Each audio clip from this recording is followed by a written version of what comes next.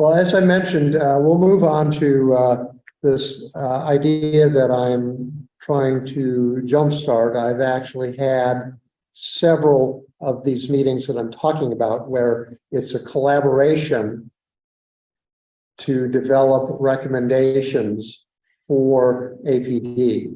Actually, it is broader than simply APD. And I'm gonna go through. I've got doodles of notes here, and I can talk as long as the commander. Who was it? Was it Lieutenant Hernandez? Ortiz? At Coffee with the Cop. Oh, Lieutenant Hernandez, yes. Lieutenant Hernandez. I described this at length to him, and eventually he said he needed to talk to somebody else. So I started out with this idea of CPC working groups.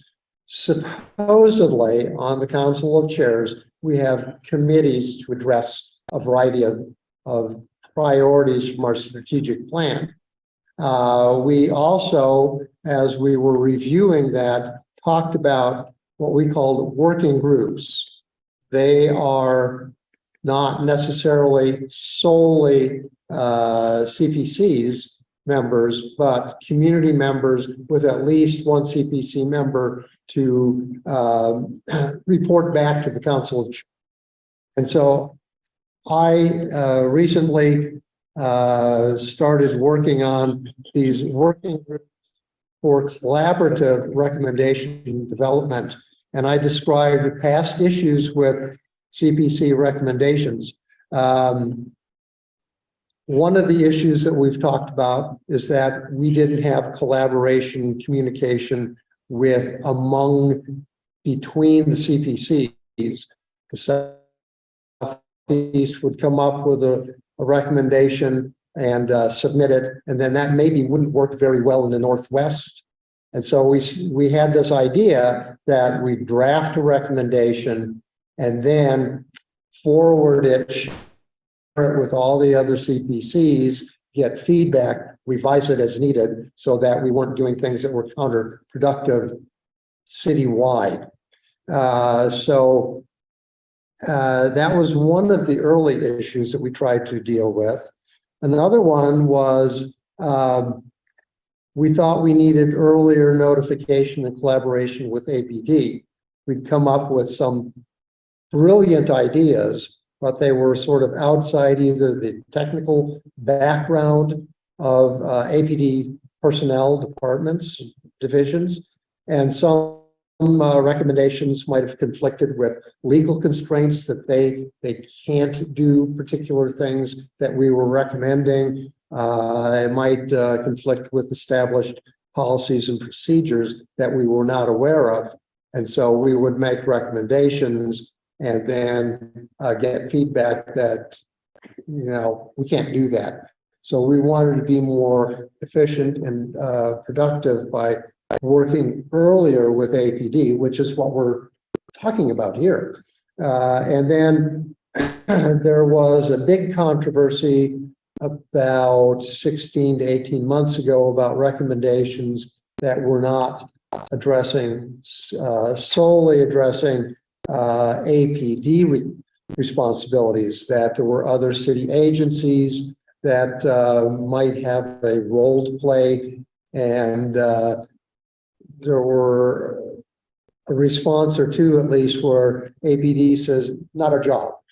And so we wanted to address that. And I will say that is Maria out here from ECHO.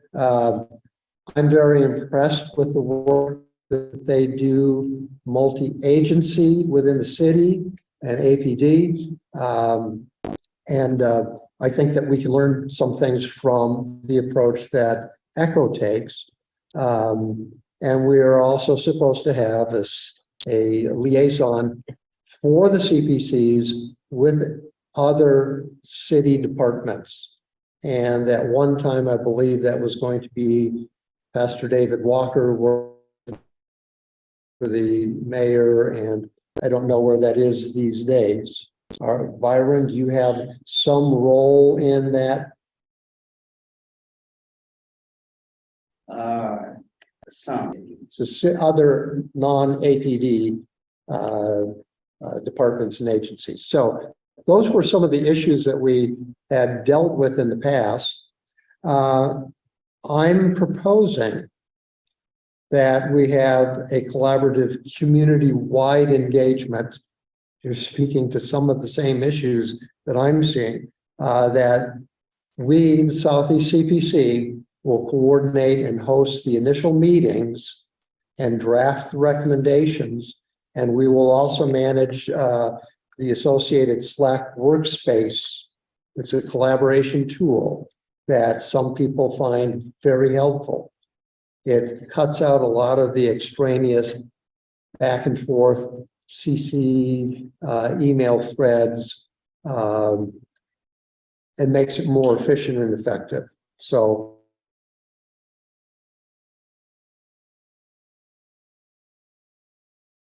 just to throw this out, I like what you're saying there. My basic problem here is we have these multiple apartment units that have 200 or more apartments in it. Is it possible that we can send letters out about our meeting here and have those managers here? Because they have some things that they need to be doing in these apartment complexes that aren't being addressed. And I think if they come to these meetings, they're going to see how important it is that they're in a community meeting, what they can do, some of the crime statistics, because I don't see any of the apartment managers here or the owners of the units. And I think it's important that they become part of this Southwest Community Policing. I'm jotting that down, and we So, do have resources to do that. Would you want them coming to these working group meetings, or would you want them coming to the CPC meetings, or both? Both. Yes. But first, Both. we got to get them interested. So the email, I don't know how you would get them interested, because I wonder why they're not coming. Do they even know about what's going on? We have a community policing meeting. Do they know that? Do they know that there's other activities that they need to be participating in, because they just go home, and yet there's issues that are happening outside of their fence or inside that they need to be aware of? Hey, the community's here. We need to hear about it. You know, what can we do to help? Well, that's a very good suggestion, and we can take that up and we need. I'm going to echo something that the commander said, and I'm going to start by a brief description that I gave to a TV host one time, that we have just under 200 square miles in the city, about 500,000 people. We have 6 area commands. We have at most 66 CPC members by ordinance, and we can't do it all any more than the commander and APD can do it all. We are trying to get community engagement, and that's why I brought this topic up, and that's a very good thing to follow up on. I will follow up on, and please email me to remind me, but let me continue with this. I have an email list of about 150 people, and how many do we have online? 16 today, and about 10 here. So we need to continue to spread the word, a collaborative set. So these meeting working groups, they would be invitations sent out to all CPC members across all 6 CPCs. So we take the lead in trying to get this thing started, and we'd ask for engagement from the other CPC members. And all the meetings would be open to community members, neighborhood associations, business associations, nonprofit organizations, and I'm going to put down here apartment complex managers. And we're also, when we schedule these meetings, going to invite APD, if they're available, to engage early in the development process, to hear the issues, to offer, giving them opportunities to give us input, share information that we were not aware of previously. And we would also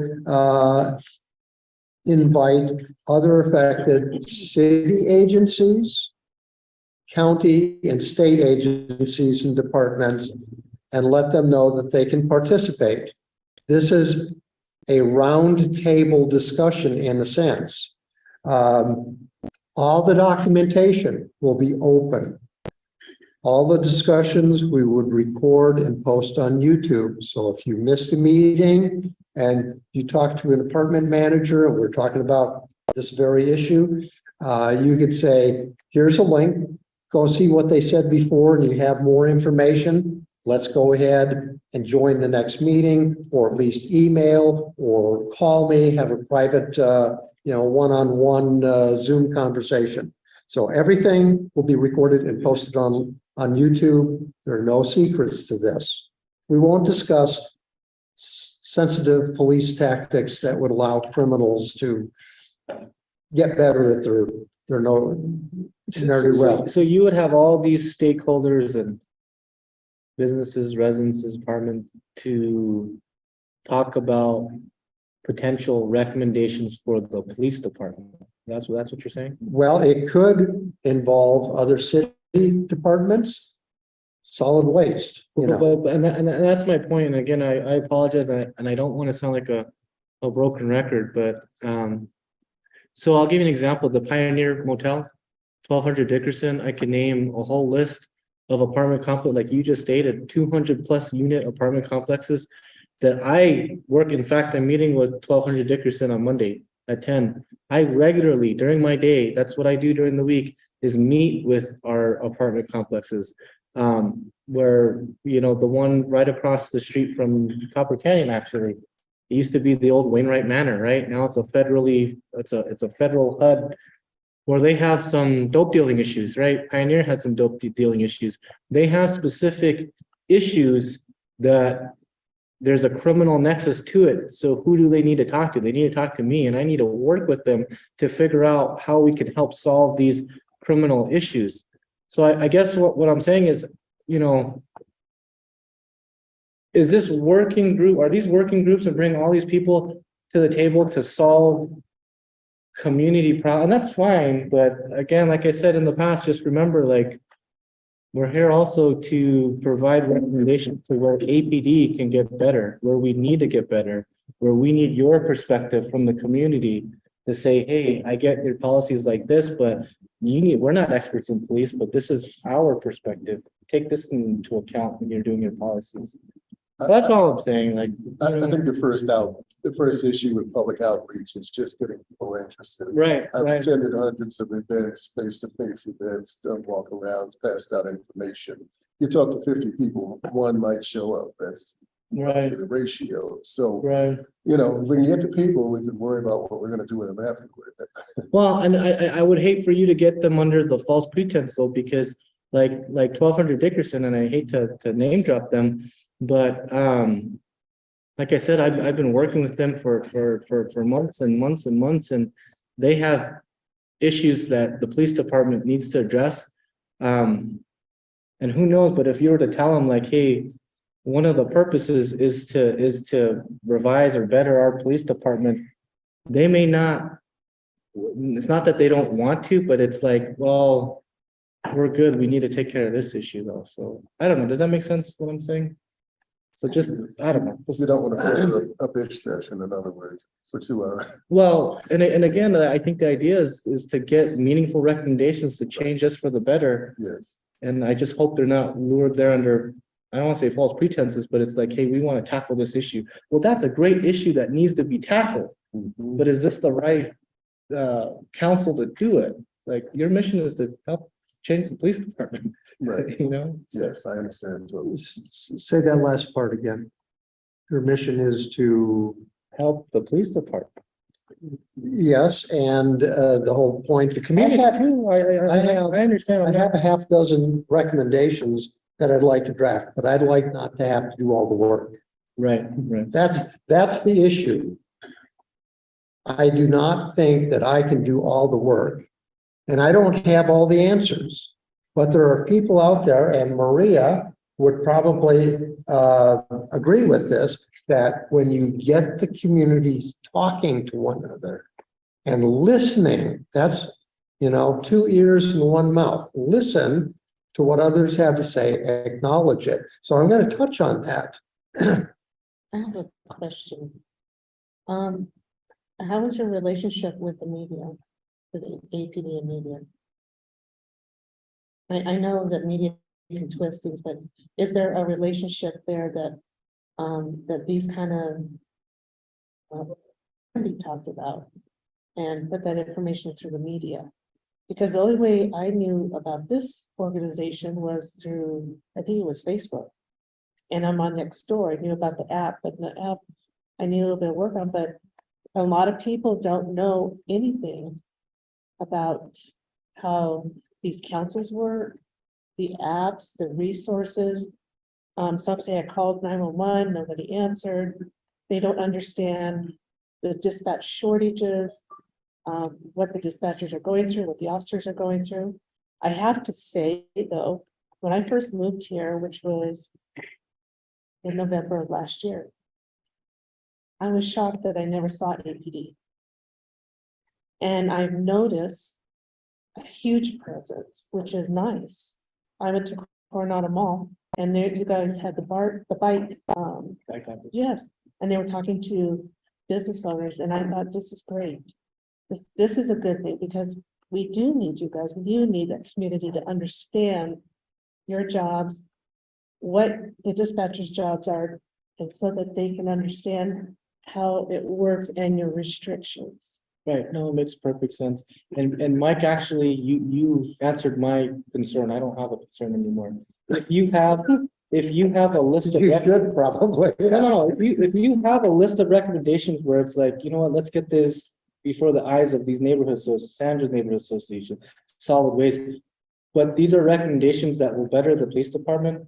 That's the mission. Then I'm good. I just want to make sure that we're going towards that mission. That's all. So is there a way that you guys can go on the media and try to work with them to get this information out to help the community about the options and the resources? Yes, Okay, I'm the green lead from here, and part of what I'm gonna do is work on some of the communication through the chief office, so that people will have more knowledge of what's going on with the community policing councils. And as far as going out into the neighborhoods, I'm working with some of the CPCs that have low turnout to help them build their audience presence as well as their boards. So I can go out at any time, you know, pre-planned with members to tell people about the CPC and give a little bit of explanation and have them show up. Because yes, business owners do want to say things. Sometimes they're going to say things that some of us don't want to hear, you know, but in order to fix a problem, you've got to learn what the problem is. And once those come in, and Kelly will tell you, the recommendations go into the office and will be dispersed to the right people. So if it has to go to solid waste, then that's the direction it goes. If things need to work with the commanders where PRT goes out, then those are the things that they'll do. So in the amount of years that I've spent on CPCs, not a lot was done, and I think, you know, I can't tell anybody what to do, but my recommendations or my opinion is to work on what it takes to solve it. You're gonna have to get people in. It's gotta get built. And no, not under a false pretense, so that you're not throwing them there for that. But they're gonna come, you know, obviously if they want to, but to know more about it is what's needed. And yes, we're working on it. So I'm getting started. So we're putting things together. I'm in media. And I've been doing it 31 years, 39 years. When date myself, but anyway, so the narrative will be a little different. From the things that we're going to be doing, and those will be coming out, and of course, the council chair to hear about it as we move into the new year. So in the first quarter, we'll be doing things a little different for the public. That's good. Joan Sear has had her hand up for a while. Unmute yourself, Joan. She's on mute still. You're still muted, Joan. Yeah. There should be 3 dots on the top right-hand side of your square there. Hit the 3 dots and then you'll be able to get it. Can you hear me now? Yay. Can you hear me now? Hello? Yes. Okay, I sound like an ad. I'm Joan Sear from Parkland Hills neighborhood, and my question to the commander is, are you getting any assistance from the FBI field office for gun traffic in and out of New Mexico? The department, the actual police department is, yes, I know, I can confirm that. Do I specifically in my role in patrol? No, not necessarily, but they work every day with our investigations bureau. In fact, we have what we call task force officers that are assigned to the FBI. So there is a very strong working partnership that happens every day between APD and the FBI. Yes, ma'am. Good.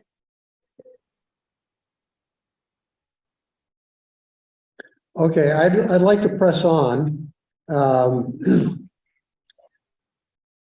I was going to say that all of the community members, the parties that are interested in trying to find ways to better public safety, prosperity, helping APD improve, and other agencies and entities, that they can review the recordings, they can join the discussion the next time around, saying that was a really good discussion. They were disciplined, they were focused. I'll participate in that. What I'm trying to do is build some momentum of people who want to engage. Because even at 66 CPC members citywide, we're not going to get a whole lot done in a 1.5 to 2 hour meeting once a month. It takes a lot more work. I spend anywhere from 4 to 8 hours a day as a volunteer, and I can't do it all. So what I'm going to propose is, when we identify an issue and think that we might want to tackle it with a recommendation to APD, that we adopt a common business development methodology. I typed it out here today, but I think I had a better description 2 months ago. We would focus on desired outcomes, the goals that we want to achieve. And this is consistent with what NACOL advocates, the National Association Civilian Oversight of Law Enforcement. And we would try to divert discussion from the anger and the ranting about problems, the griping, and focus on what we want to achieve. Yes, we know there are problems in the community. Drug addiction is a problem. People are angry about them, especially if they're homeless and building fires in your backyard. But we would use this business methodology to identify the perceived problem and compare it to our desired outcome or goal. We would try to identify underlying root causes. Homelessness is often caused by mental illness or job loss or addictions or just emotional instability. And if necessary, define the research needs to determine what the probable causes are. Sometimes we don't know what causes a problem. So identify the research, the data that we need to identify those root causes. Identify the obstacles or impediments, like I made a recommendation in a side discussion at one of the block parties, and one of the officers said, well, first you need to go to the state and have them change this state statute. So that's an impediment. There are things that the officers cannot do. And so we need to identify what those impediments and obstacles are. And some of those could include budget constraints, resource shortfalls, legal restrictions, manning shortfalls, and so forth. And then the discussion begins by brainstorming. And where I worked in government and the military, there were no bad ideas. You offer the idea, you put it up on the parking lot, so to speak, put it on the whiteboard and say, idea number one, such and such. Evaluate the feasibility of each of those, estimate the costs, effectiveness, and efficiencies, identify the required timeline. It has to be done in 6 months, or it can be done over a 2-year period. Identify the pros and cons of each suggestion, listening to them carefully. Determine selection criteria or a ranking system to identify the one that you want to advocate, and then develop an action plan for implementation. That would be things like the required budget, the start date of the project, responsible party and the actions that they would have to take, and then identify your measures for success or failure, because you can come up with a brilliant idea and find out it doesn't work in the real world. And you need to know that early, sooner rather than later. So that's a top level presentation, and I will elaborate more on this. I've already posted this on one of our online resources folders, and I will continue to work on it, and I'll start asking what issues drive, what's your passion? What is your passion? My passion in particular, helping the homeless. So I might say I'm going to have a discussion about recommendations on addressing how to get people to use more of the safe open spaces. What can APD do? What can we do to help you? What do you need from us? And so forth. What we really need to do is tap into the passions that people have. And that happens by talking to people. And Byron, I like the point that you made, and I have in the long distant past said that when I introduced myself on the CPC, that I'm not here to hear both sides of an issue. I'm here to take everybody's perspectives and experiences and values into consideration, and to hear. I don't consider it my right to hear or privilege to hear only the things that I want to hear. We have to hear the things that we don't like hearing. We have to listen to them and consider it. So that's my proposal. And I don't know where it's going to go, but hopefully with 150 emails, I might get some traction on this concept. Now let me, Rohin's not here tonight, sadly. He recommended, Ron and I talked about it, Wanda and I talked about it, about it's basically an interlock kit that you can get for $50 that can keep vehicles from being stolen by breaking open the key fob and then wiring things together. there's a $50 solution for a lot of the popular makes, models, and years of vehicles that are being stolen frequently.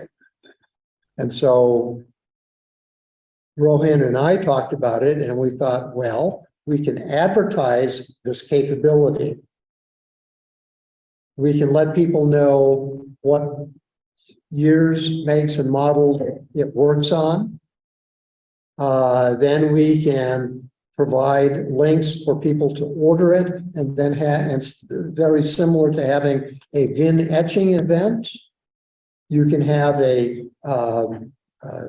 I forgot what he called it, but it's basically an interlock sort of system installed. You come in, you've already paid for it. You've paid for a technician who will come in and install it for $25 and drive up to an event, just like a VIN etching event, in and out in maybe 15 minutes at a cost of $50 to $75 perhaps, instead of $750 that the dealerships would charge you. So that was an example of a recommendation that we developed this whole process where people know what the problem is, know what the solution is, and can come to an event that APD might sponsor. Byron. So as I listen, and again, you know, you can take it with a grain of salt, but from what I know, based upon what I need to do, some of these things seem to be a little outside of what the CPC does. And I can see like these recommendations would go, or the ideas of these would go to, say, Lieutenant Garcia, who's in charge of engagement. And those are the events that they would put on. Of course, it would probably work because just like every other department, they usually have a shortage as well. We've met for a couple hours a day, and we've talked about some of the things that need to get done. And I can see, you know, with some of the folks out there having these things in their mind, but genuinely, you know, of course, first and foremost is to again, Commander Wright, first time meeting Byron Pudrow. It has to be, because anything outside of that, I would have to do it in a different capacity, and I have no problem, you know, using the resources that I have to help you with some of the other things. But the first course of this meal is to get the community to come together with APD. And I can tell you that in itself is, and I have to spell it because it's very HARD. I go out every day to work in the down in the South Valley, businesses, talking about homeowners and things like that, to get them in for meetings. And a lot of it is a lot of what I hear because I go out on the streets. I spend 4 days on the streets, not the entire day, but enough of the day on the street talking to people. And a lot of them do not trust the police. And so first and foremost, I know what these all things will go hand in hand. First and foremost is to bring the community back to the police, because this, if you see something, say something, people see it, they don't say anything because they don't trust. And so to build that trust with all the CPCs should, you know, be first and foremost. But at the same time, having your other committees to do the other things, have 4 stations, utilize any one of them, you know, to get your information out. As part of my contract is to disseminate that information. And you call me, I either go with you, you have something that needs to get out, you send it in, we make sure that we stay within the guidelines, and we'll get it. I have no problem. Call me tomorrow. If you got something that you need to get out in the public, like what you're saying. I've always said, and I said it since I started with the CPCs, that it's education. Do I fault the city on the education part? Sure I do. You know, we had I was at a CPC meeting that talked about the revolving door and everybody getting out of jail. And that every time there was somebody got out that committed crimes, 3% of people who got out of jail committed crimes or did violent crimes. But what about the 97% that didn't?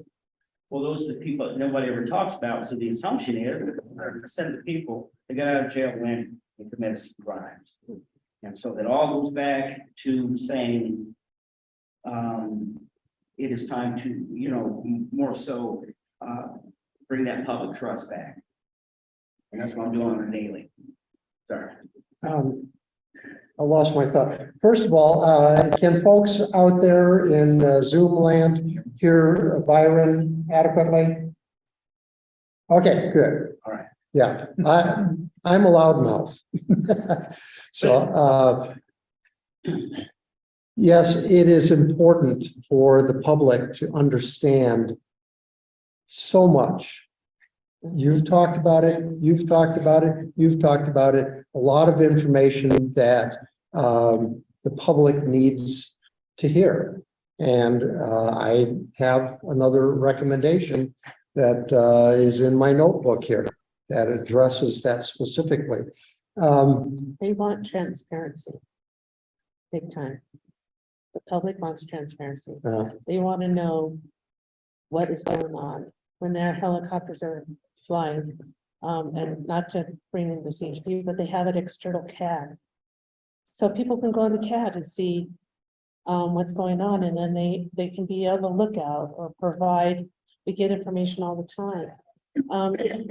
They want to be part of it, but they feel they're separate, and that's just what I read on the Nextdoor page, and when people talk to me about what I did, and there is that mistrust, and I will go down fighting for officers and all law enforcement. There are bad apples, and I do tell them that. There are bad apples. But there's a good part of them that their intention is to help. That's why it's called a calling. Dispatchers have that calling. So- And that's what they're looking for. Can I say 1 minute, Mike? 1 minute. I got a big mouth too. Tapping into to passions, and then also you got to bring people, like get people to the table to start getting that trust and legitimacy back.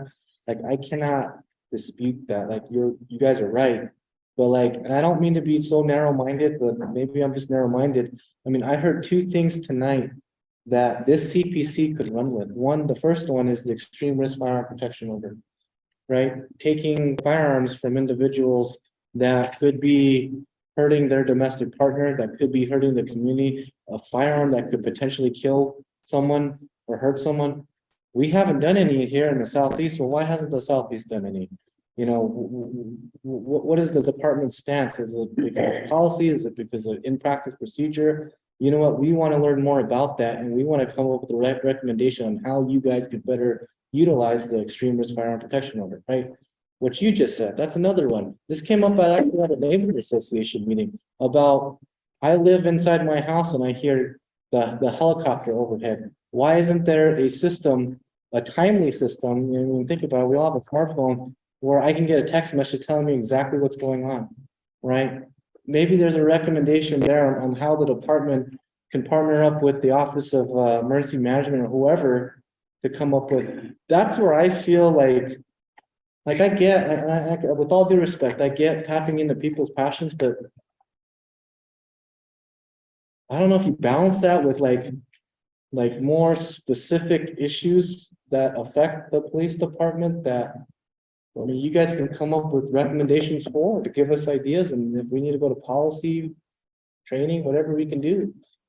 So, but I can definitely agree with you, because I'm in your boat, that there is so much work on my plate. If a working group will help with that, then you have my support, whatever I can do to support you.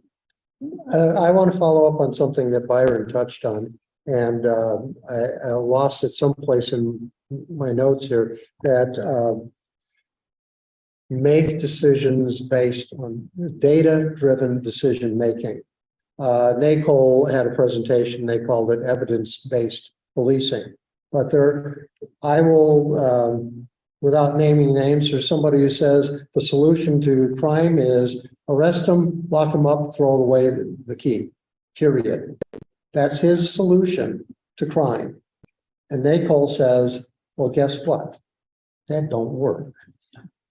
And you're right about people focus on the outliers. 3% of the population, maybe, we had the presentation on lead law, diversion programs. And they said the data says it works. And we need to educate the public on that. And that's part of our job.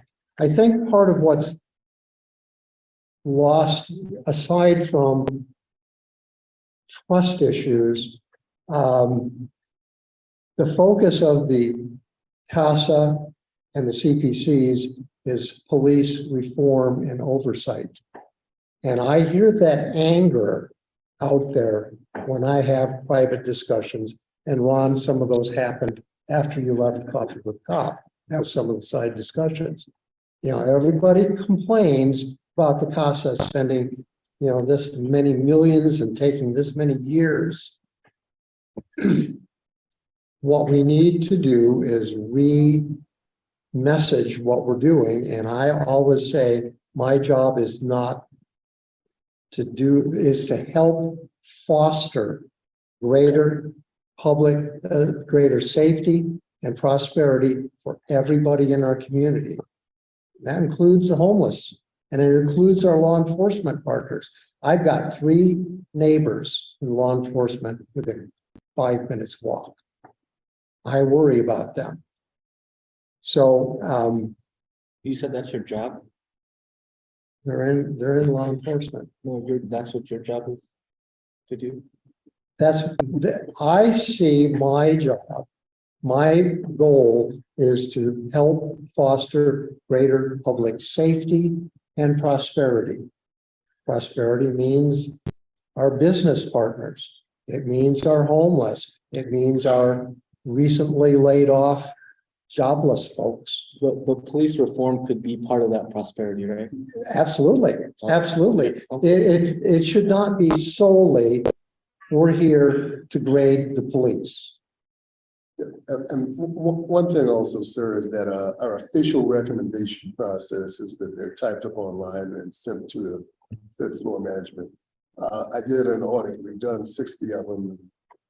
Maybe 4 have been adopted since 2016. And I asked one of the officers there, I'm not going to say who it is, he's a nice guy, but can we do an audit? Can we say exactly what's happening with all our recommendations? And they're really resistant because the answer is nothing, you know. And, you know, if we can have an unofficial recommendation process that goes to the area commanders, maybe that would be a little more worthwhile. That's not to say the CPCs are not at fault. They are, and I am, and everyone in the city is, for probably not putting the right effort in, but. I like that. Unofficial, like you tell me like, hey, think about this. Why don't you do that? Right. Let's do it. That is a good idea. Yeah. One thing on it, we were speaking about the emergency management. The federal government is kind of rewriting the rules for the emergency alert system. So chances are, unless it will affect you, probably won't get that tax.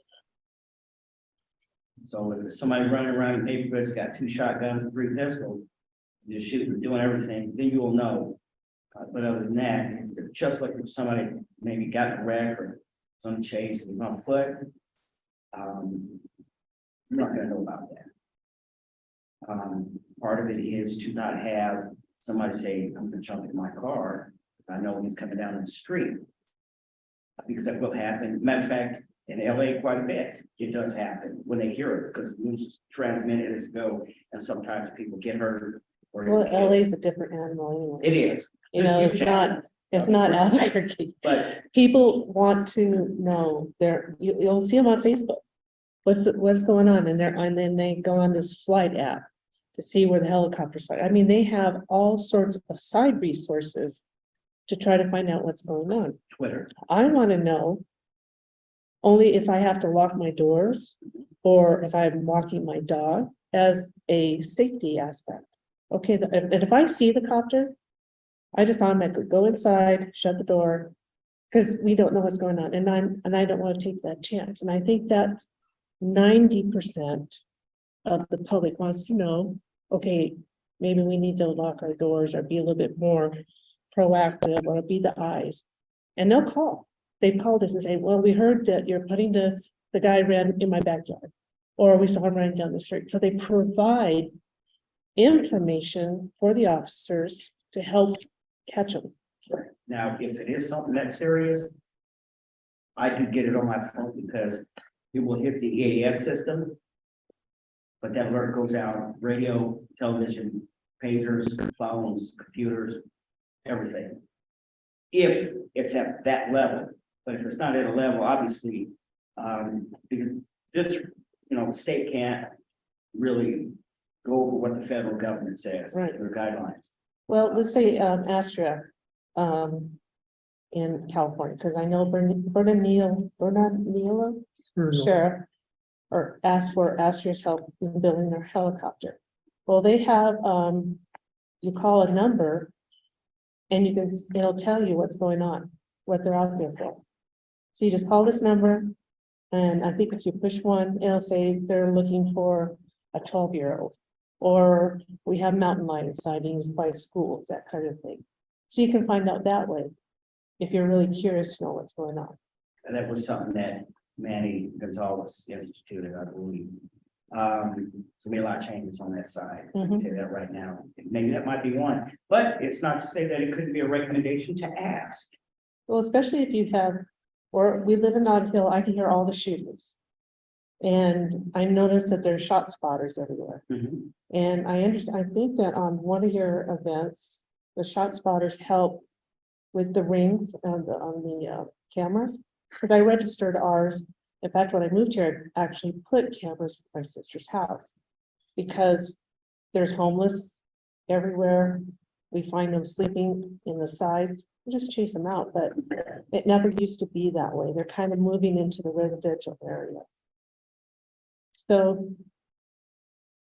And I think it all goes back to, the reasons why you bring in people from the community to say the things that you're saying, because the more people that say it and talk about it, it helps push those recommendations through.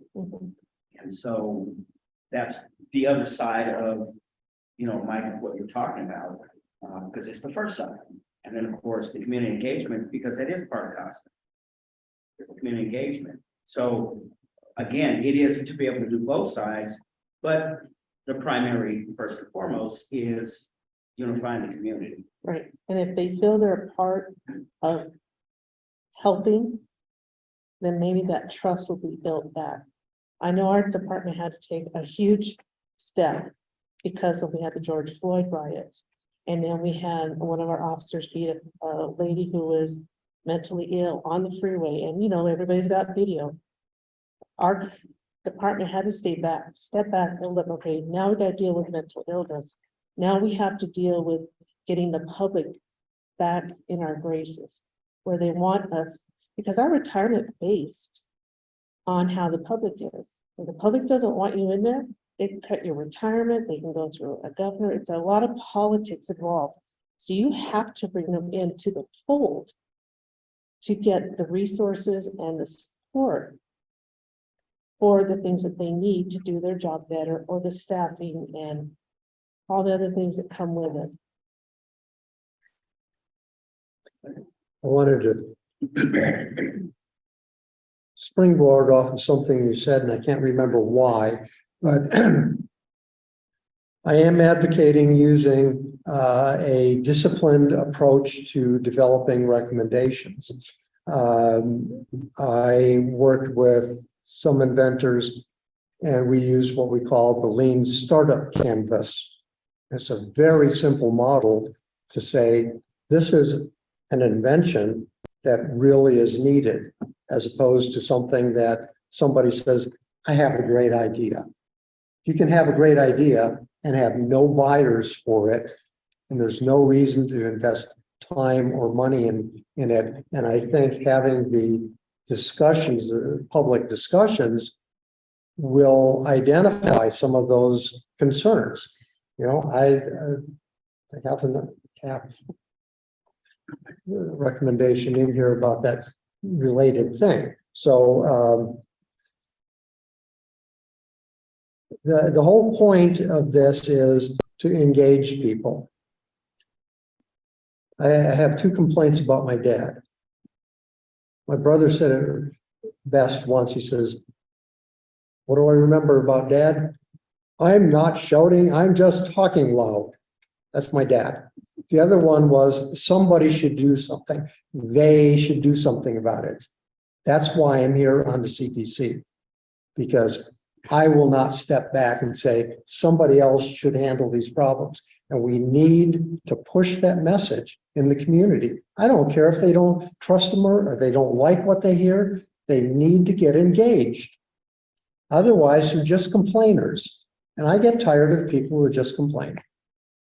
And I'm ready to take action to work with people and listen to them, even if I don't like what I'm hearing or agree with them. That's how we solve problems, by hearing people out and considering all the options, using a data-driven approach. So, you know, it'll either go someplace or it won't. I'm not afraid of failure. I'm afraid of not trying to solve problems. Police reform problem. Community safety problems. Well, I can say first and foremost that right now, everything's doing a great job. I can see some of the inside, I'm not privy to everything. They don't have time for everything. And this is my first time being in person here. I had to do it by Zoom. So you'll see me sitting here. I am suffering right now because I got up at 3 o'clock this morning. But you know, anything that you need as a CPC for me to help with. Some, you know, an example in the valley, you know, at the town hall, we're talking about having somebody speaking in Spanish. Right, so I thought about it, went home and thought about it, and several things came out of it. I went in South Valley, and yes, there's people, their English is broke. But they know if you stay long enough, you can kind of piece things together, make them feel good about maybe wanting to come to a meeting. And then they'll open the door to wanting to help. And when I say that they didn't trust police, in this example, there's a tire store and a daycare right next to each other. Come out of the tire store, they do donuts in their parking lot. Do donuts in the street. I asked them to scare the kids. She scared them to death. She said, "But it's okay." And I said, "But is it really okay?" He said, "No, but they feel that it has to be okay because they don't want problems." I said, "Well, you know, you can be anonymous when you come to the meeting." I said, "Come to the meeting." And she said, I don't trust the police. The police will come, I'll have no problem. I said, it's not always the case. I said, but coming to the meeting and voicing your concern to APD, and it would help APD out. How? If you're not saying that or making reports that these things are happening in your area, as far as they're concerned, there's nothing happening. And so that's where the community has to get involved and speak up and build that trust back. And so one of the things I did was I started thinking more and more about it, and that population is exploding. And so one of my thoughts was, well, what's another way to reach? With my station, I decided to add a regional Mexican aspect to it. I tell you, it's working. And so now I have an avenue to say, yes, we can reach out to that community. There's no blocks in the speech. And so there's people now. I've got folks that are helping through my foundation. So that's just some of the things when you think about the recommendations. What's blocking people from wanting to, even work with APD? barriers.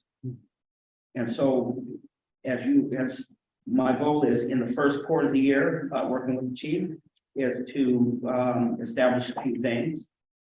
One is the chief will put out a radio address. We'll record it, we'll send it to all news outlets. Kelly will probably put it as well on the website. And when you're talking about being transparent, that's where you're going to get that. And so you'll get that from the top. And if down the line, Commander, if it's something, and I have no problem with it, if it's something that even the commanders want to put out something, it's not a problem. But when you're doing it now, but you're reaching a lot more people. Because is it hard to walk and knock doors? I can say for several reasons why it's hard knocking doors. I've done it quite a bit. And then getting people to trust you. But if it's something that they hear, we learn by repetition. The more you hear it, the more it comes into play in your mind. When you're driving down the road, you see a billboard, you'll have to pass it 9 or 10 times, and you'll probably know and get a grasp of what's on it. And so that's some of the things that we're working on to help out. Yes, sir. Time. We are coming up on a time when they're going to say, flip the lights on and off. So I'm hoping that people will email me or call me. If you want my personal phone number, I will give it to you. And let me know. You can't solve problems unless you try to solve them. So, And also, Kelly does have my email address, so if you need it, yeah. you can get it from Kelly. So, I will post it on you. Sandra, you didn't say anything tonight. I was expecting you to It's under by the CPC Council. come up to the. Okay, well, if there are no other comments or questions, let's go ahead and call it a night. And I will try to refine the description of this process, repost it. I will start sending out invitations to folks to at least identify something that they think they'd like to address. What is a goal they'd like to achieve? I've got half dozen of them written up here, and I'm ready to get to work on it. At least one of them. You make up the days that turkey go down, so I can get back home. And I said, I'm not gonna say anything on the first meeting, I promise, but. Sorry. Did you see your nose get a little bit long? So let's go ahead and vote. All right,